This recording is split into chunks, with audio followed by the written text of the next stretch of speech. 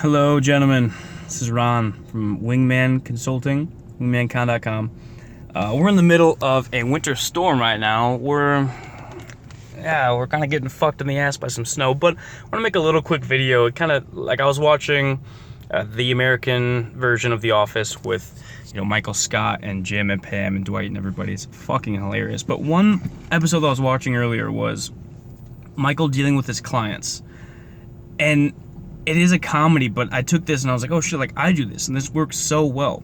So Michael manages a lot of clients. He's a salesman, he's a paper salesman, and he's got this little like thing on his desk that has a bunch of note cards, and with each client, he has their name, a couple details written about them, and he uses that when he like speaks with them, right?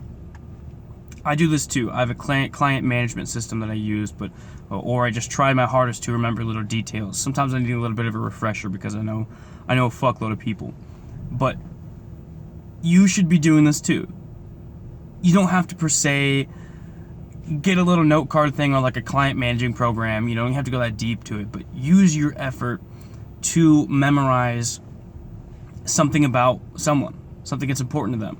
It's like I am about to go into work with this lady that she's awesome, and she's a single mother, and obviously she and her son are really, really close. I've made a point to remember his name and like a couple details about him. His name's Quincy. He's a little dude, and I've never met him before, but I know a decent amount. I know kind of how old he is, what he likes to do, things like that. When I go to see her at work, I'll just sell the opposite. I'll be unselfishly, I'll just be like, hey, let her talk about her son. Go on and on and on about her son. It's an interesting conversation for her. I'll be like, hey, so how's Quincy? How's the son? And she's like, oh, in her mind's like, her mind is saying, oh my goodness, like he remembers a really important detail, and you're tapping into something so powerful in that person when you remember something like that.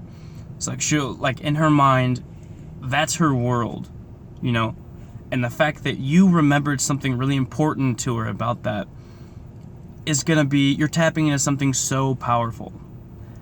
One great Dale Carnegie quote is, to become interesting, you must first become interested, right? So this is kind of a social tip. To have a really interesting conversation about someone, let them talk about themselves. Inquire real questions. Don't try to manipulate them, and it's not a weird manipulative tactic. You literally just want to ask them about themselves. Let them open up. They say don't do this about girls or whatever, like you shouldn't be interviewing them or whatever, which you shouldn't. You shouldn't bust out like, how old are you? 22? You go to college? Yes. Okay, what do you study? English. Okay, so what else? You're skipping, you just went off like 4 or 5 different topics. What you should do, you might stop at, are you a student? Yes. Don't go to another question, dig a little bit deeper. Like, so, what do you study? English. Oh, that's awesome. English is cool because it's so complicated and it seems like a really basic major that some people just fall into. But in actuality, a lot of people who study English, there are very few people who study English. It's a pretty small minority of people that like are really good at it out of all of them. But the ones that are awesome at English literature become, fantastic writers, become like almost celebrities. You know what I mean?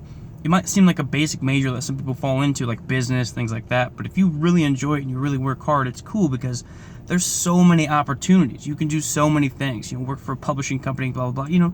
See how I just bullshitted that entire thing. But I mean, you can just ask them and be like, yeah, that's fucking awesome because this, that, and they're going to look at you like, yeah, like, because that person loves English. They took time out of their life to choose, oh, I should do English. Like, I like this, as opposed to doing nursing, chemical engineering, whatever.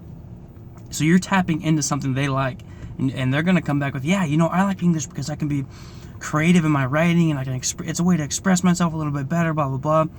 And this conversation, you're not talking about yourself. You might throw tidbits of like, yeah, I like to write too.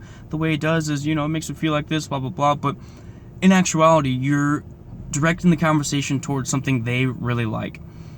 You're going to want to do this at work, especially at work. And with your family, everybody. But like at work, dude.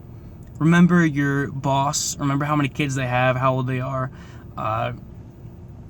Even like a month down the road, like I haven't worked with another lady for a while. A month down the road, I brought up, I was like, so, how's your son doing? Like, is he doing better in school, or is he doing really well in basketball, or, whatever? And she, for a second, it's been like a month since we've talked about this, but for a second she looked at me like, what? How do you know that?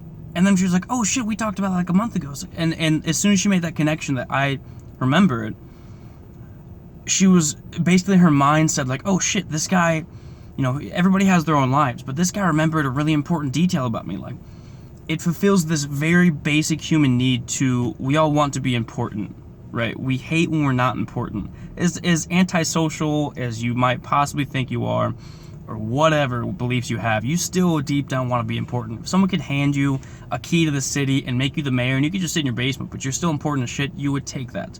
We all want to be very important in our lives, myself included. I very much so want to be important, so I'm trying to, make friends with lots of people, etc., etc. But you're making her feel important, and you're fulfilling a very basic human need, which defies all logic. It's an emotional thing that, anger, sadness, love, frustration, the feeling of the feeling of belonging.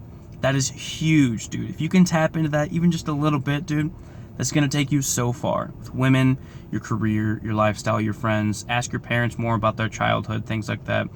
Even if you already have, just want to know more. Be genuinely curious about people, and memorize little details. You don't have to you don't have to have their entire biography like stuck in your head and like, oh, chapter 3 when they canoed down the river, blah blah blah. Like, just remember like an important detail that's interesting about them.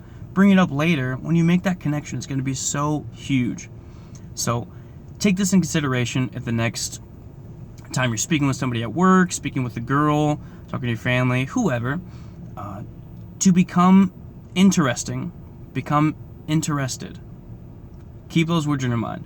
So here's a little quick social tip. Hope you guys enjoyed it. I'm going to go ahead into work. I actually work with schizophrenic patients and suicidal teens, so it's going to be a good day. If you have any questions, ask me. My email is daddyj@wingmancon.com. If you want to check out the YouTube, the YouTube channel is slowly developing right now. Excuse me, and my YouTube username is Wingman Ron. 2 words, Wingman space RON. So anyway, catch you guys later. I'm gonna go brace this fucking weather. I'm on the 5th floor of the parking garage, and I guess I'm gonna buckle up and just go through it. So it's a long walk to get in the building. Later, gentlemen.